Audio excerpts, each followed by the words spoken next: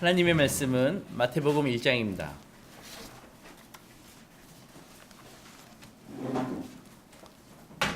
1장 18절에서부터 23절까지 읽겠습니다.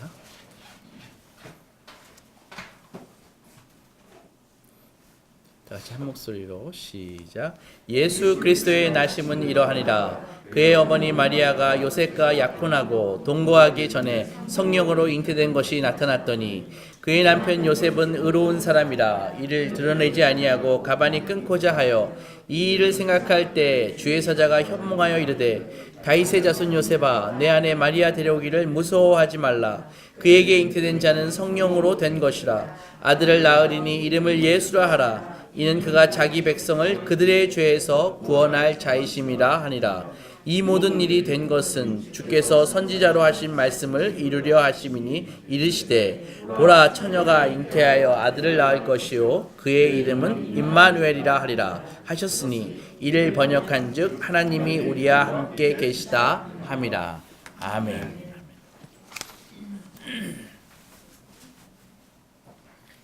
임마누엘에는 세 가지 개념이 있습니다.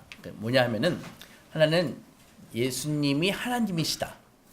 두 번째는 예수님은 인간이시다. 그리고 세 번째는 그분이 우리와 함께 계시다. 이렇게 세 가지 개념이 있습니다. 임마누엘에는요. 그래서 하나님의 아들이 인간이 되어서 그냥 우리 가운데 잠깐 사시다가 이 하늘로 이렇게 올라가셨다고 해도 얼마든지 정말 놀라운 사실인데 그 하나님이 우리와 함께 거하신다는 것이죠. 굉장히 놀라운 사실입니다. 마가복음에 보면은 예수님이 제자들을 이렇게 모집하셨는데 제자들을 모집하신 이유 중에 하나가 바로 함께 있기 위해서 제자들을 모집하셨습니다. 그래서 성경에 보면은 마가복음 3장 14절 이렇게 보면은요. 이에 12를 세우셨으니 이는 자기와 함께 있게 하시고 또 보내사 전도도 하며 이렇게 적혀 있습니다. 그러니까 그분과 함께 있다는 게 무슨 뜻인가요? 그것이 아주 추상적일 수 있는데 한번 무엇인지 좀 알아보겠습니다. 함께 있다는 말은요. 첫째, 그러니까 우리가 예수님의 임재 안에 있고 우리가 예수님께 이제 임재 안에 있다는 말인데 임재 안에 있다는 말은 첫째 함께 있다는 말의 첫 번째 특징은 그분과 커뮤니케이션, 대화한다는 얘기입니다. 대화한다는 것입니다. 그리고 두 번째로 함께 있다는 것의 의미는 그분에게 배운다는 것입니다. 그리고 세 번째로 함께 있다의 의미는 우리가 그분에게서 위로를 받는다는 것입니다. 그러니까 그것이 함께 있다의 의미입니다.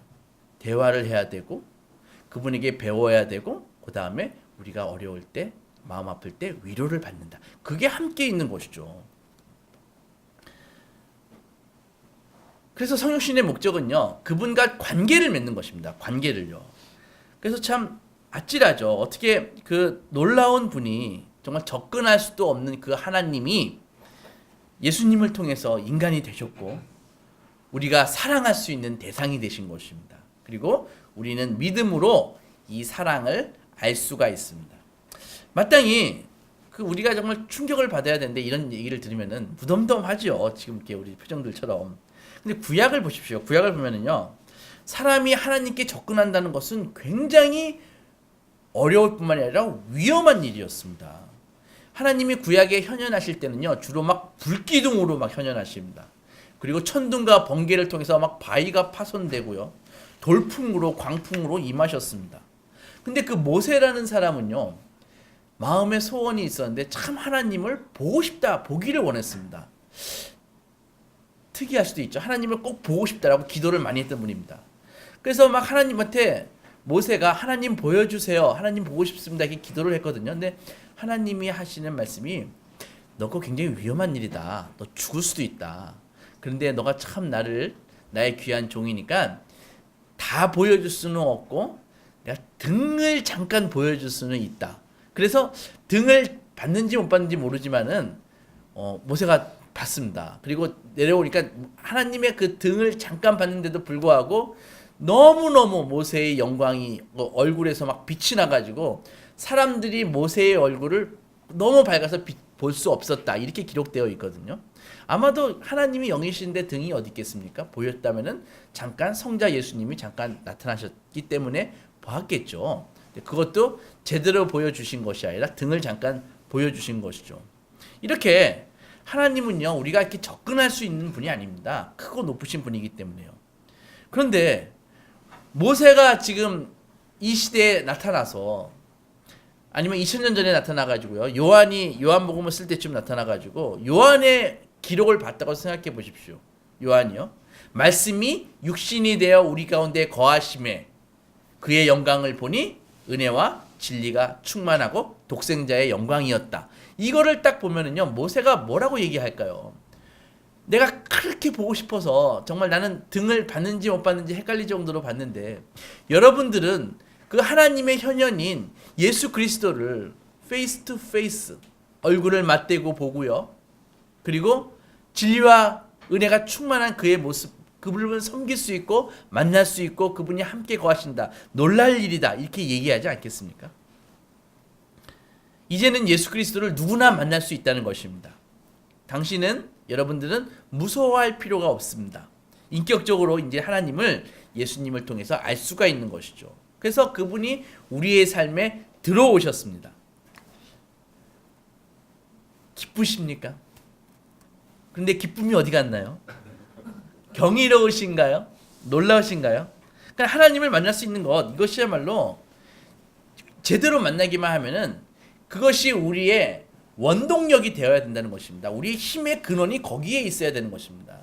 그러니까 나의 힘의 근원이 하나님을 만나는 것에, 임마누엘의 하나님을 만나는 것에 있어야 된다는 것입니다.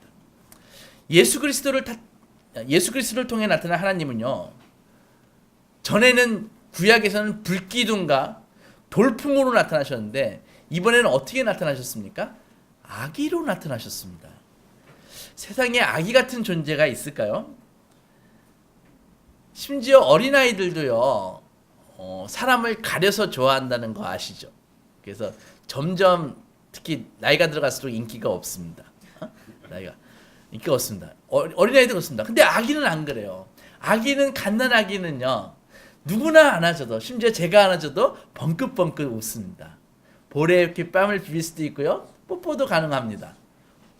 아기가 그런 것 아닙니까? 바짝 안겨오죠. 하나님은 이번에 왜 돌풍이나 불로써 임하지 않고요, 왜 아기의 모습으로 오셨을까요? 이번에는 하나님이 심판하러 오신 것이 아니라 바로 심판을 당하러 오셨기 때문입니다. 그분은 우리의 죄값을 치르시고 인류와 그분 사이의 장벽을 허물러 우리와 함께 계시려 오셨습니다. 예수님은 우리와 함께 계시는 하나님이십니다. 성육신의 목적은요, 우리에게 하나님의 그 존재를 알리는 것뿐만이 아니라 이제는 가까이 오시는 데 있습니다. 이제 그분은 우리와 함께 계시고 우리는 그분과 함께 있을 수 있습니다. 해마다 크리스마스 때마다 이 임마누엘의 하나님을 찬양하는데, 그러나 정말 우리가 그분과 가까이 계시나요? 그분을 아십니까? 단지 그분에 대해서 머리로만 혹시 알기만 할 뿐 아니신가요? 예수님은 정말 말 그대로 하늘과 땅을 이렇게 가르시고 그 우주를 가르시고 지극히 높은 곳에서 이 낮고 낮은 곳으로 오셨는데, 그분과 우리가 함께 해야 하는데 함께 할 수 있는 조건이 있습니다. 그게 뭐냐면은 바로 우리가 해야 할 일이 뭐냐면은 소통입니다. 모든 친밀한 관계가 그렇듯이요, 그분과도 우리가 꾸준하고 솔직하게 소통할 수 있어야 됩니다. 그러니까 내 할 말만 막 이렇게 기도하고 이렇게 끝나는 것이 아니라 아름다운 정원을 가꾸듯이 그분과 소통을 가꾸어야 되는 것입니다. 하나님과 진정으로 대화하는 기도 생활을 가꾸어야 되는 것이죠. 마음과 삶에요, 그분의 임재가 느껴져야 됩니다. 다윗의 시편을 보십시오. 얼마나 많은 시편에서 다윗은 하나님과 대화했습니다. 소통했습니다. 다른 한편에서는요, 하나님께서도 우리를 만나시기 위해서, 관계하시기 위해서 소통하십니다. 그래서 이 하나님과의 소통이 잘 이루어지려면 우리는 어떻게 해야 됩니까? 하나님의 말씀을 잘 알아야 됩니다. 성경을 읽고 이해하고 정말 묵상할 줄 알아야 됩니다. 이것이 하나님을 가까이 할 수 있는 아주 개인적인 그 은혜의 방편이죠. 또 이런 공공적인 예배가 있고요. 기도가 있고 성찬이 있고 이런 공동체적인 방편도 있습니다. 하나님과 관계를 맺기 위한. 그 밖에도 우리는 하나님의 백성인 우리 교회 안에서 같이 코이노니아, 교제함으로써 하나님과 또 소통할 수가 있죠. 그런데 오늘 특별히요. 마태복음에서는요. 예수님과 어떻게 인격적인 관계를 맺을 수 있는가에 대한 조건으로 한 가지를 제시하고 있습니다. 그게 뭐냐 하면은 이 시대 정말 그리스도인들이 참 많이 간과하고 있는데요. 예수님과의 친밀한 교제를 하기 위해서는 용기가 필요합니다. 용기가요. 한번 생각해 보십시오. 천사가 오늘 요셉에게 통보를 했죠. 마리아가 아기를 낳을 것인데 이름을 임마누엘이라 하리라. 이렇게 오늘 본문에 얘기했지 않습니까? 근데 마리아랑 요셉이랑 잉태를 했는데 요셉의 입장에서 보면은요. 이런 황당무계한 사실입니다. 임신을 했는데 자기 아이는 아니잖아요. 그래서 자기에게도 천사가 나타나서 아내가 임신을 정혼한 마리아가 임신을 했는데 성령으로 잉태된 거야. 이렇게 천사가 알려주었잖아요. 그러면은요. 그 당시는 지금하고 다르죠. 체면 문화 아닙니까? 명예와 수치 문화입니다. 그러면은 모든 사람이 그때나 지금이나 아기는 10달 만에 나오는 것입니다. 빨라야 9달 만에 나오는 것입니다. 그죠? 그런데 한 서너 달 만에 나왔다. 그러면은 어떻게 생각하겠습니까? 모든 사람이 저 마리아가 이미 임신한 상태였네. 다 알 거 아닙니까? 그러면은 사람들이 어떻게 생각할까요? 쟤네들 속도 위반했어. 아니면은 마리아가 불륜했어. 두 가지 경우에 뭘 다른 걸 생각하겠습니까? 그죠? 그러면은 요셉 친구들이 막 웅성웅성하지 않을까요? 그게 발각되면은 그 당시 수치명예 문화에서는 일평생 마리아와 요셉은 손가락질 받아야 되는 것입니다. 그러면은 친구들이 야 요셉 어떻게 된 거냐? 야 너 와이프 한 넉 달 만에 애 낳네? 이렇게 얘기하면은 요셉이 그럴 거 아닙니까? 우리 마누라 우리 와이프 성령으로 잉태한 거야. 그러면 요셉의 친구들이 그래 그렇게 얘기할까요? 웃지 않을까요? 웃지 않겠습니까? 입장을 바꿔 생각해 놓으면요. 그런 것입니다. 그래서요. 이것은 우리에게 주는 메시지가 있는데 그게 뭐냐면은 예수님이 우리의 삶에 이렇게 들어오시잖아요. 요셉처럼 들어오면요. 우리들은 이렇게 무난한 아주 흠없고 그냥 쿨한 그런 사람이라는 것을 포기를 해야 되는 것입니다. 그런 거하고 아예 작별해야 되는 것입니다. 마태복음 1장이 이 정도인데 2장에 가면은 요셉이 예수님을 받아들임으로써 어떤 일이 벌어졌습니까? 처음에는 그냥 창피한 것을 참는 정도였는데 2장에 오면은 요셉이 어떤 일이 벌어집니까? 예수님을 영접함으로써 요셉은 생명의 위협을 느끼게 됩니다. 아시겠지만 스토리를 동방박사가 별을 보고 아기께 경배하러 갔죠. 유대인의 왕으로 나신 아기께. 근데 어딘지 몰라서 헤로드한테 갔지 않습니까? 그래서 헤로드한테 동방박사가 황당한 소리를 하죠. 헤롯이 왕인데 헤롯한테 유대인의 왕으로 나신 이가 어디 있습니까? 물으니까 헤롯이 속으로 부글부글 끓었지 않습니까? 그래서 당장 죽일 수는 없고 그래서 난 잘 모르겠으니 당신들이 찾아서 경배하고 나에게 장소를 알려주시오. 그러면 내가 가서 경배하겠습니다. 헤롯이 경배하려고 그렇게 얘기하지 않았던 건 아시지 않습니까? 그래가지고 동방박사는 천사들의 메시지를 듣고 아기께 경배하고 그냥 헤롯한테 안 들리고 가버렸죠. 그러니까 헤롯이 화가 나가지고 속았다는 걸 알고 베들레헴 인근의 만 2살 미만의 아이들을 다 죽여버리지 않습니까? 한 도시에. 그래서 요셉도 생명의 위험을 느끼고 애굽으로 피신하지 않습니까? 그러니까 예수님을 단순히 받아들이는 것은요. 그냥 받아들이는 것이 아닙니다. 처음에는 자기의 명예가 실추되고요. 자기가 수치심을 느끼는 것을 더 넘어서 이제는 요셉처럼 생명의 위협을 느낄 수도 있다는 것이죠. 우리에게 어떻게 적용하시겠습니까? 예수님을 삶으로 받아들이기 위해서는요, 용감해야 되는 것입니다. 신자라면요, 적어도 세 가지 부분에서 용기를 가져야 됩니다. 예수님을 마음에 모시기 위해서. 첫째는요, 세상의 비웃음을 감수할 수 있어야 됩니다. 요셉의 친구들이 그랬듯이 너 결혼 전에 임신시켰지? 응? 아니면 마리아 쟤 다른 남자 있는 거 아니야? 이렇게 얘기했을 거 아닙니까?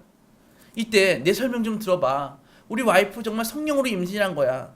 눈빛을 상상해 볼 수 있겠죠. 말씀드렸지만.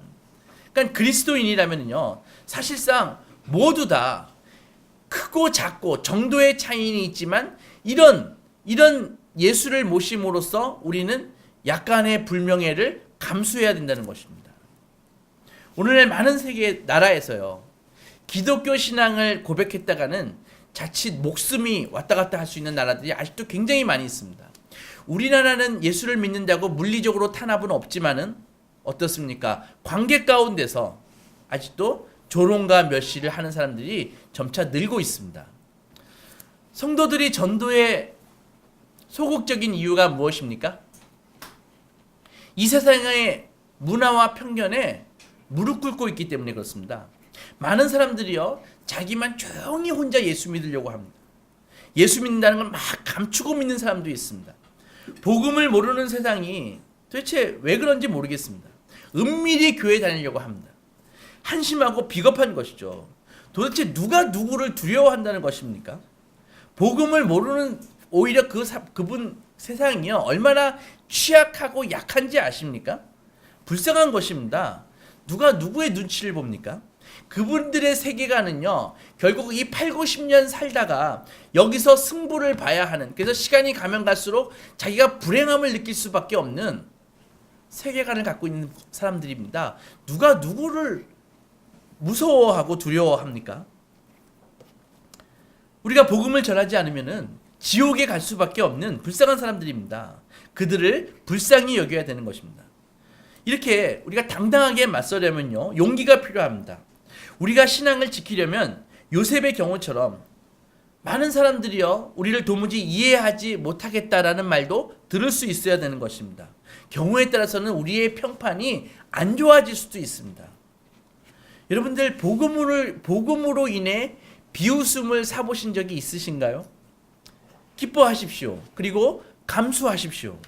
그것은 부끄러움이 아니라 영광입니다. 하늘에 상이 있습니다. 여태까지 복음으로 인해 수치스러웠던 경험이 없으신가요?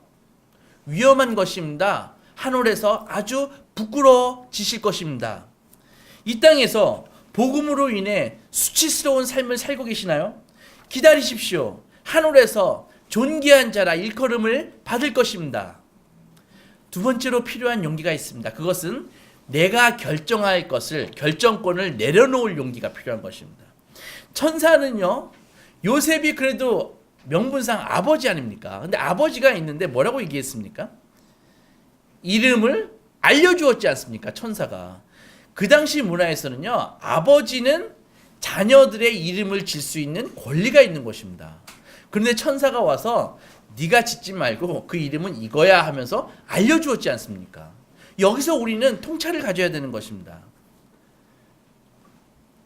그 말이 무슨 말일까요? 예수님이 내 삶에 계시면은 네가 그분의 주관자가 아니라 바로 태어날 이 아기가 너의 주관자다. 이것이 그의 메시지입니다. 사람들이 신앙을 갖는 것을 거부하면서 통상적으로 이렇게 변명하는데 이렇게 얘기하는 사람도 있습니다. 나는 기독교인이 되는데 관심은 좀 있습니다. 그러나 기독교인이 된다고 해서 내가 이것저것 뭐 해야 한다고 한다면 나 그런 거 싫습니다. 이게 무슨 말입니까? 자신의 이름을 스스로 짓겠다는 것입니다. 그들 말인즉 나는 예수 그리스도를 원하지만은 내 기준대로 살고 싶어. 이렇게 생각하는 것이죠. 결국 세상은요, 예수를 믿지 않는 핑계를 이렇게 저렇게 나름대로 짓고 있지만은 결국은 무엇입니까? 지금 자기가 중요시하는 쾌락을 추구하는 삶을 포기하고 싶지 않다는 것입니다. 하지만 천사는요, 말하기를 그분이 당신의 삶에 들어오게 되면은 이제는 우리가 그분을 통제하는 것이 아니라 그분이 우리를 통제하게 될 것이다. 이것을 말씀하고 있는 것입니다. 그리스도께 가려면 여러분들은 조건을 다 내려놓으셔야 됩니다. 무슨 말입니까? 만약 뭐뭐뭐뭐 하면은 순종하겠습니다.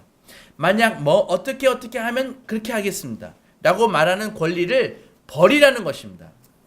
순종해요. 조건을 다는 순간에 그것은 순종이 아니라 이렇게 말하는 것입니다. 주님은요, 제 주인이 아니라 조언자입니다.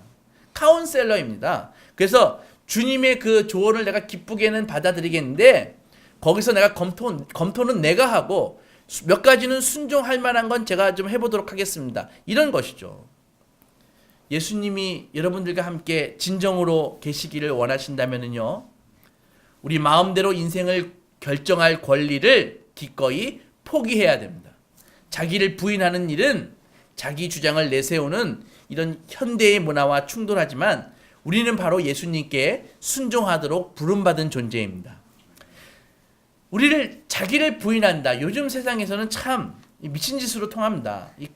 하지만 그리스도인이 되려면요, 용기를 내서 결단해야 됩니다. 주님의 말씀에 아무든지 나를 따라오려거든 자기를 부인하고 자기 십자가를 지고 나를 따를 것이다. 이렇게 말씀하셨지 않습니까?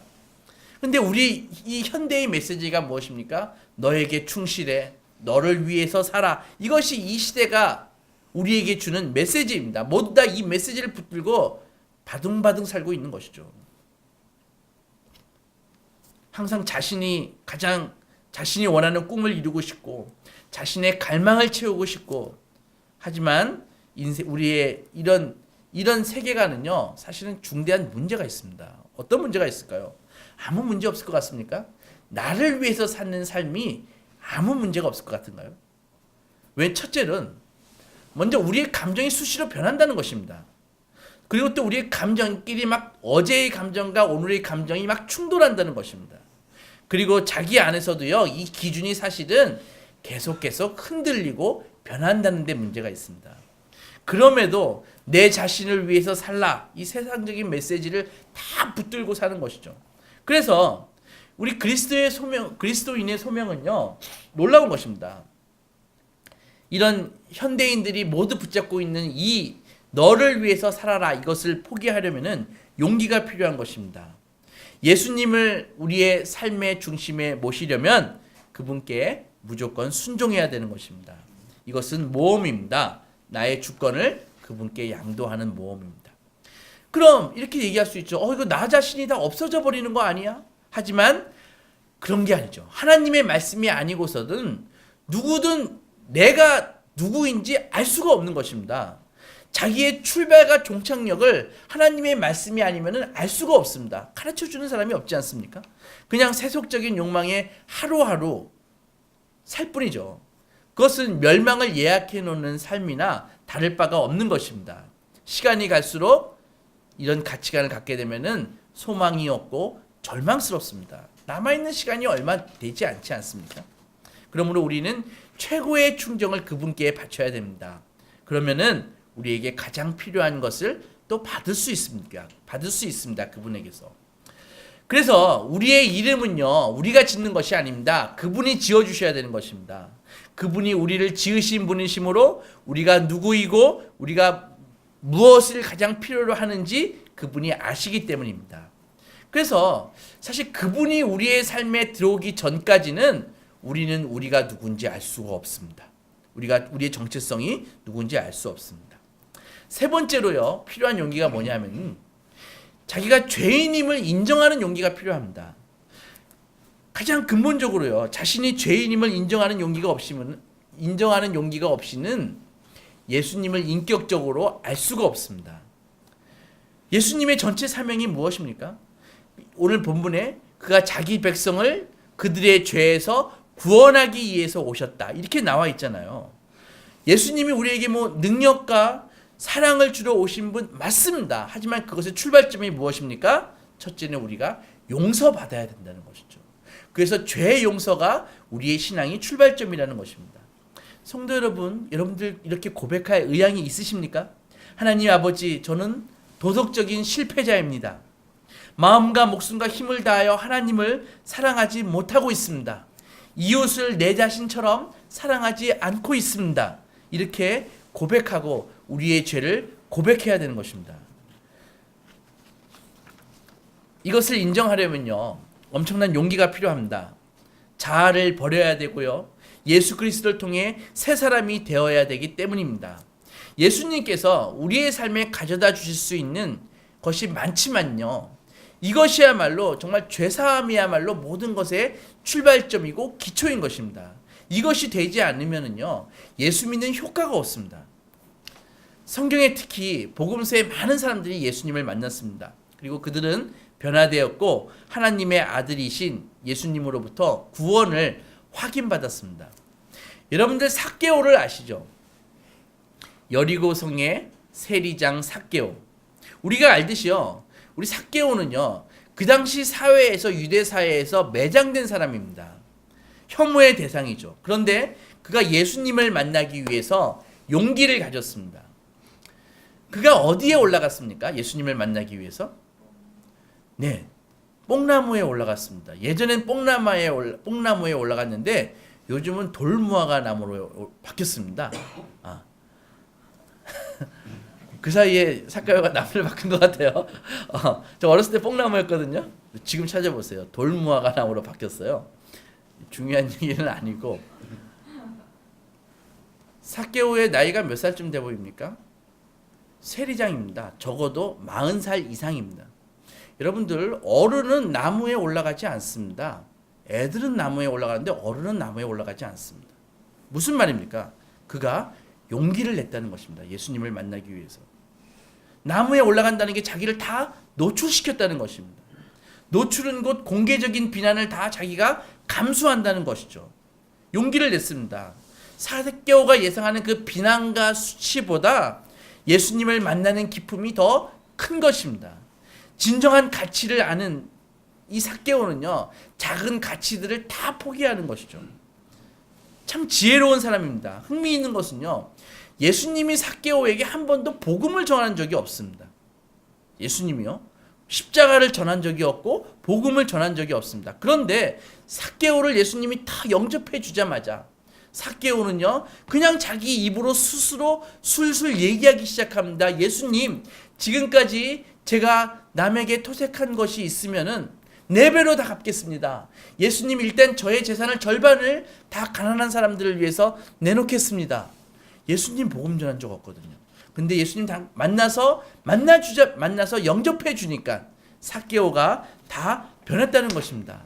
그는 평소에 너는 유대인이 아니야, 넌 로마의 개야 라는 소리를 듣고 살았습니다. 그때 예수님은 삭개오에게 선언해 주셨습니다. 너도 아브라함의 자손이다 선언해 주셨습니다. 삭개오의 복이 어디서 왔습니까? 바로 예수를 소유하기 위해서 그는 작은 것을, 나머지 것을 다 버리는 용기를 가졌다는 것에 삭개오의 위대한 점이 있는 것입니다. 어떻게 이렇게 용감해질 수 있을까요? 그는 예수님을 바라본 것입니다. 여러분들이 예수님과 함께 있는데도 용기가 필요하지만요, 용기가 필요하다고 지금까지 제가 말씀드렸지 않습니까? 하나님의 입장에서도 우리와 함께 계시기 위해서 어마어마한 용기가 필요하셨습니다. 이거 정말 특이한 것입니다. 신이 용기가 필요합니까? 신은 용기 필요 없습니다. 신은 하고 싶은 것 그냥 하는 게 신입니다. 하지만 우리가 섬기는 하나님은요, 우리가 섬기는 예수님은 우리와 함께 하기 위해서 어마어마한 용기가 필요하셨습니까? 용기가 필요하셨습니다. 우리를 구원하시기 위해서 겟세마네 동산에서 땀 흘려 씨름하셔야 됐습니다. 매를 맞으셔야 됐으며 멸시와 조롱 가운데서 고통스럽게 죽음을 맞이하셔야 됐습니다. 그분께서는요, 말씀 한마디면은 저 로마의 병사들, 그리고 제사장 무리들, 빌라도 다 그들의 생명을 그 한마디로 거두실 수 있는 권능과 능력이 있으셨지만, 예수님께서는요, 고난당하실 때 털 깎는 자 앞에 있는 양처럼 묵묵히 고요히 그냥 고난과 배반과 죽임을 당하는 길을 가셨습니다. 이 모든 일을 우리들을 위해 당하시면서 그것을 가치 있게 여기셨습니다. 우리를 위해 이런 어둠에 직면하셨습니다. 그분이 있기 때문에 우리는 능히 우리가 겪는 어두움에 용기를 갖고 직면할 수 있는 것입니다. 예수님께서는 자원해서 그 길을 택하셨습니다. 아무도 그분을 강요하지 않으셨습니다. 의무가 아니었습니다. 그리고 상상할 수 없는 고통과 죽음을 예수님은 우리를 위해 사랑하시기 때문에 맞이하셨습니다. 예수님은 왜 이런 용기를 내셨을까요? 사랑 때문이었습니다. 우리는 어떻게 예수님과 동행할 용기를 얻을 수 있을까요? 역시 똑같습니다. 예수님을 보십시오. 그러면 여러분들은 그분을 진정으로 만나기만 하면은 그분을 사랑하지 않으실 수 없습니다. 그리고 용감하게 그분의 삶의 중심에, 우리들의 삶의 중심에 그분을 모실 것입니다. 우리는 결코 갚을 수 없는 사랑을 하나님께 받았습니다. 그러면 이 사랑을 어떻게 나타내야 될까요? 신앙은요, 사랑으로 표현돼야 되거든요. 그런데 신앙이 무엇입니까? 양자가 있습니다. 하나님에 대해서는 사랑으로 표현해야 되고 사람에 대해서는 용서로 표현해야 됩니다. 용서하십시오. 용납하십시오. 하나님이 우리를 사랑하시기 위해서 아기로 오신 크리스마스입니다. 말씀을 정리합니다. 이 성탄에 우리 마음에 정말 성탄이 성탄되기 위해서는 두 가지를 해야 됩니다. 하나님께 순종하십시오. 그리고 사람을 용서하십시오. 그것이 우리가 예수가 우리 마음속에 있는 증거입니다. 사랑하는 소망교회 성도 여러분, 오늘도 원수는요, 성탄을 우리 마음속에서 망쳐버리려고 합니다. 하나님의 말씀에 아름다운 것을 지키라고 하셨죠. 기묘자이고 모사이신 그 아름다운 분 예수를 우리 마음속에서 잘 지키고 그분과 동행해서 이 겨울이 축복의 성탄으로 충만해지시기 주의 이름으로 축원합니다. 아멘. 기도하시겠습니다. 하나님 아버지, 예수 그리스도를 마음에 모시기 위해서 용기가 필요함을 알려주시니 감사합니다. 세상의 사조와 문화와 비난에 기꺼이 기쁨으로 감수할 수 있는 용기를 우리에게 주시옵소서. 이 땅에서의 작은 수치를 당함으로써 하늘에서 존귀한 자라 일컬음 받을 수 있는 복을 우리에게 내려 주시옵소서.